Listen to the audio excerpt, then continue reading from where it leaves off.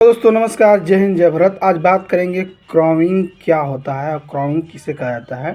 इसे बोलते हैं baby crowning. What is baby crowning, क्या होता है, इसके बारे में बात करेंगे। ठीक है, और इसके बारे में बात करेंगे कि ये होता कैसे है। ठीक है, और कैसे इसका क्राउन्स क्या होता है, बेबी क्राउन्स के कैसे दिखता है, डिलीवरी में क्राउन क्या होता है, कैसा पता चलेगा कि डिलीवरी नॉर्मल होगा कि सीजरियन से होगा। ठीक है, इसके बारे में बात करेंगे। ठीक है, तो पहले बात करेंगे क्राउनिंग होता क्या है। ठीक है, इसके बारे में बात करेंगे।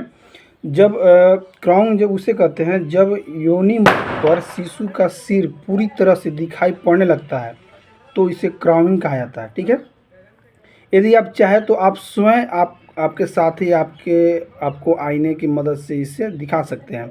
इस तरह आप इस क्षण को देख सकते हैं। अगर अगले एक या दो संकुचन के साथ आपके शिशु का सिर सबसे पहले बाहर आता है और फिर इसके बाद उसका बाकी हिस्सा निकलता है, तो उसके बारे में आप बता सकते हैं। ठीक है, अब बात करेंगे कि क्राउनिंग क्या होता है। क्राउन बता दूं कि क्राउन घिरनी की सतह से आकार देने वाली प्रक्रिया ताकि सुनिश्चित किया जा सके कि समतल बेल्ट जगह पर रहे। ठीक है, या एक समतल बेल्ट ड्राइव की घिरनी के रिम्स में घिरनी की बेल्ट को फिसलने से रोकने के लिए थोड़ा सा ग्राउंड किया जाता है।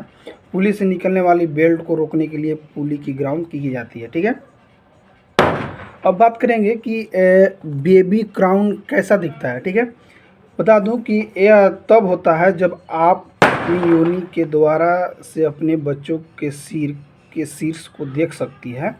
यह क्षण प्रसव के दूसरे चरण के दौरान होता है जब आपका धक्का देकर अपने नवजात शिशु को जन्म देती है, तब अब दिखता है। ठीक है, अब बात करें कि डिलीवरी में क्राउनिंग क्या होता है। मतलब जब आप मुकुट या धारण कर रहे हो तो इसका मतलब है कि आपके बच्चे का सिर जन्म नहर में स्थिर रहता है। संकुचन के बाद यह वापस अंदर नहीं गिरता। आपका डॉक्टर आपको इस चरण में धक्का देने की प्रक्रिया को प्रशिक्षित करने में मदद करेगा और आपकी योनि और मलाशय के बीच की त्वचा को नुकसान से बचने के लिए बच्चों का मार्गदर्शन भी कर सकता है। ठीक है, अब बात करेंगे कि कैसे पता चलेगा कि देखकर क्राउनिंग देखकर कैसे पता चलेगा कि डिलीवरी नॉर्मल होगा कि सीजरियन से होगा। ठीक है, तो बता दूं कि 4-5 भी कारण हो सकता है। जिसे अगर ब्रीच हो यानी उल्टा हो या टेढ़ा हो, या बच्चा के पैर सीधा पैर पहने हो और मूड़ी पहना होकर के पैर पाया हो, तो उसकी वजह से भी सीजरियन हो सकता है। दूसरा का या पानी शरीर से निकल गया हो, उसकी वजह से भी सीजरियन हो सकता है। ठीक है, बता दूं कि मैं बात कर रहा था कि पता कैसे चलेगा कि डिलीवरी नॉर्मल होगा, कैसे कि सीजरियन से होगा। बता दूं कि वेजाइनल डिस्चार्ज अधिक हो और गाढ़ा हो जाना बताया था। हो सकता है वेजाइनल डिस्चार्ज ज़्यादा हो गया हो या गाढ़ा हो गया हो, इसकी वजह से। दूसरा का हर बार पेशाब करते समय म्यूकस प्लग का कुछ हिस्सा निकला हो या गुलाबी और गाढ़ा हो सकता है, इसके वजह से हो सकता है। तीसरा का कि संकुचन बार बार हो और तेज़ी से हो जो समय के साथ बढ़ जाए। ठीक है, इसकी वजह से हो सकता है। दूसरा, पीठ के नीचे हिस्से में ऐंठन हो और दर्द जो जो पेट और टांगों तक फिर पहुंच भी पाए। ठीक है, इसकी वजह से भी एक पांचवा कारण ये हो सकता है, जैसे कि इम्यूनियोटिक फ्लूइड की थैली फटने के कारण भी पानी फूट जाता है, इसकी कारण से भी होता है। ठीक है, अब ये भी कारण हो सकता है बच्चा ब्रीच हो। ठीक है, सीधा या उल्टा हो या तिरछा हो या उल्टा हो। ठीक है, या बेड़ैया जिसको बोलते हैं, उसकी वजह से भी आपको ऑपरेशन करने के लिए डॉक्टर सलाह दे सकते हैं। ठीक, दूसरा का अगर पानी हो सकता है, पानी शरीर से निकल गया उसकी वजह से हो। ठीक है, ये वेजाइनल डिस्चार्ज इसको मैं बताया था, वेजाइनल डिस्चार्ज हो जाए इसकी वजह से भी हो, आपको बता सकते हैं। ठीक है, बता दूं कि प्रेगनेंसी के आखिरी महीने में यह संकेत मिल रहा है कि होगी नॉर्मल डिलीवरी। ठीक है, बता दूं कैसा। प्रेगनेंसी में अक्सर महिलाओं में मन में यह सवाल रहता है कि उनकी नॉर्मल डिलीवरी होगी या फिर उसे ऑपरेशन करना पड़ेगा। प्रेगनेंसी के आखिरी कुछ हफ्तों और दिनों में कुछ संकेत मिलते हैं जिनका संबंध नॉर्मल डिलीवरी से होता है। पहला काका, जैसे कि आजकल महिलाओं को लगता है कि सिजेरियन ऑपरेशन से डिलीवरी करवाना ज़्यादा आसान है क्योंकि इसमें नॉर्मल डिलीवरी की तरह दर्द कम होता है। लेकिन आपको बता दें कि नॉर्मल डिलीवरी शरीर के लिए ज़्यादा सही होती है और इसके बाद रिकवर करने में भी कम समय लगता है। मतलब आपको ठीक होने में भी बहुत कम समय लगता है। ठीक है, इसीलिए बोलता हूँ कि कि नॉर्मल डिलीवरी ही बेटर होता है। अब बता दूं कि क्या होती है नॉर्मल डिलीवरी। बता दूं कि इसमें वजाइना में शिशु को जन्म दिया जाता है। इस तरह की डिलीवरी में कोई सर्जरी नहीं होती है। अधिकतर महिलाओं की नॉर्मल डिलीवरी ही होनी चाहिए, क्योंकि इसके बाद रिकवरी करने में कम समय लगता है और कोई मेडिकल समस्या न हो तो नॉर्मल डिलीवरी करवाई जा सकती है। ठीक है, कोई भी डिलीवरी करवाता है नॉर्मल, तो उसमें कोई भी उसको दिक्कत परेशानियाँ नहीं होती। ठीक है, एक बात बता दूँगा, जैसे नॉर्मल डिलीवरी के लक्षण संकेत बता दूँ कि क्या क्या उसको साइन सिम्टम देखने को मिलेगा, नॉर्मल डिलीवरी होगा कि नहीं नॉर्मल डिलीवरी होगा। ठीक है, उसका मैं लक्षण बता दे रहा हूँ।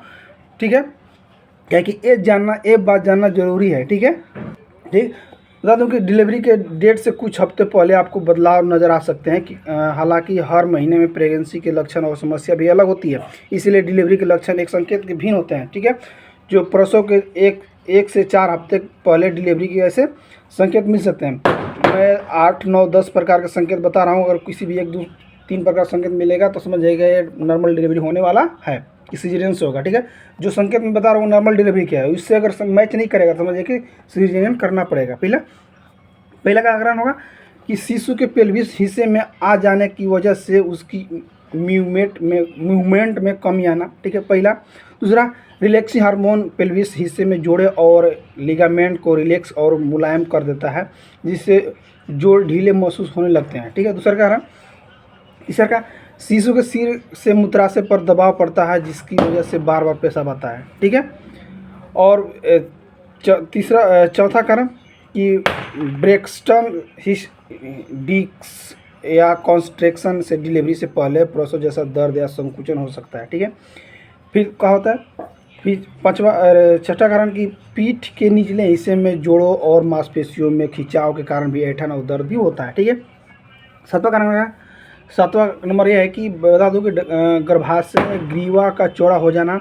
चेकअप के दौरान डॉक्टर इस बात को नोटिस करते हैं। ठीक है, कि चौड़ा हो रहा है कि नहीं हो रहा है, इस बात नोटिस कर लेते हैं। ठीक है, अभी बता दूँ छठा बता दूँ कि डिलीवरी के लिए गुदा मांसपेशियों या रिलैक्स होना जरूर शुरू होता है, इससे पतला मल आने भी लगता है। ऐसा किसी ने देखा, किसी ने ऐसे नहीं देखा जाता। ठीक है, अब बात करें कि डिलीवरी के कुछ दिनों या घंटों पहले मिलने वाली संकेत, डिलीवरी के कुछ घंटों। ठीक है, अब मैं नंबरिंग में भूल जाता हूँ, लेकिन ध्यान दीजिएगा। ठीक है, पहला का हो सकता है कि जैसे वजाइनल डिस्चार्ज अधिक और गाढ़ा होना, पहला कारण हो सकता है। ठीक है, ये डिलीवरी के कुछ दिनों या घंटों से मिलने वाली संकेत बता रहा हूँ। ठीक है, पहला वजाइनल डिस्चार्ज अधिक और गाढ़ा होना, पहला। दूसरा कारण। ठीक है, दूसरा का कि हर बार पेशाब करते समय म्यूकस प्लग का कुछ हिस्सा निकलना, एक गुलाबी और गाढ़ा हो सकते हैं। ठीक है, दूसरा का हो गया। तीसरा का हो सकता है कि संकुचन बार बार और तेजी से होना, जो समय के साथ बढ़ जाता है। ठीक है, ठीक है।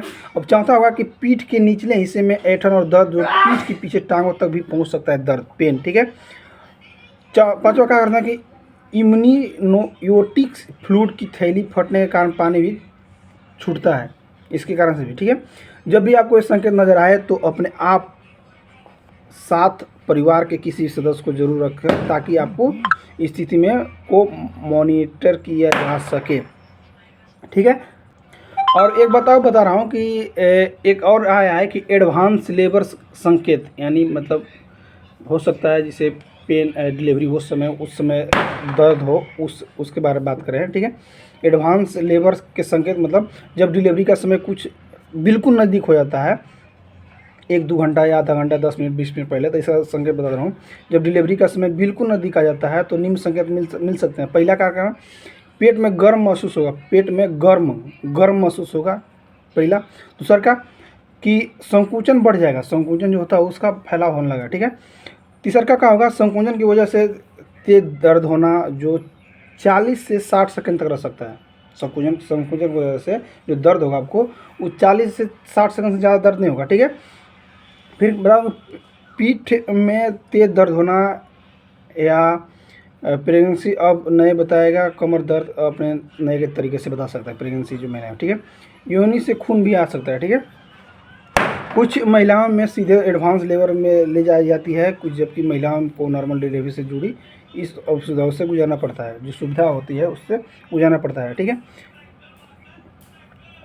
अब बात करेंगे कि कोई भी महिला जैसे ऑपरेशन कराता है, ठीक है, लेकिन उसमें संकेत करके बता दे रहा हूँ कि क्यों जरूरी है नॉर्मल डिलीवरी। ठीक है, बता दो कि एक जन्म देने की सामान्य अप्राकृतिक प्रक्रिया है। स्वस्थ महिला को दर्द निवारण दवाओं का या एपिड्यूरस तक की ज़रूरत नहीं पड़ती और उनकी आसानी से नॉर्मल डिलीवरी हो जाती है। हालांकि कुछ डॉक्टर दर्द से बचाने के लिए भी सी सेक्शन या का सुझाव देते हैं या प्रसव लाने के लिए दर्द शुरू करने की दवा लेते हैं। जितना हो सके नॉर्मल डिलीवरी की ही करवानी चाहिए, क्योंकि माँ और बच्चे दोनों स्वस्थ के लिहाज से ठीक होती है। ठीक है, अगर नॉर्मल डिलीवरी होते तो कोई भी दिक्कत उसमें नहीं होता है। ठीक है, अब बात करते हैं कि इसे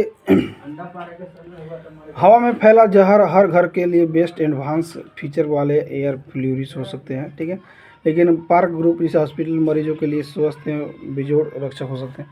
बताया कि इसे जब डिलीवरी होता है तो साफ़ सुथरा ध्यान जरूर रखें ताकि बच्चा इन्फेक्टेड ना हो, उसका माँ इन्फेक्टेड ना हो। ठीक है, अगर मेरा आपको ये विचार अगर आपको अच्छा लगा, सुझाव अच्छा लगा तो मेरा वीडियो को लाइक कीजिए, कमेंट्स कीजिए, शेयर कीजिए। थैंक यू, बाय, जय हिंद, जय भारत।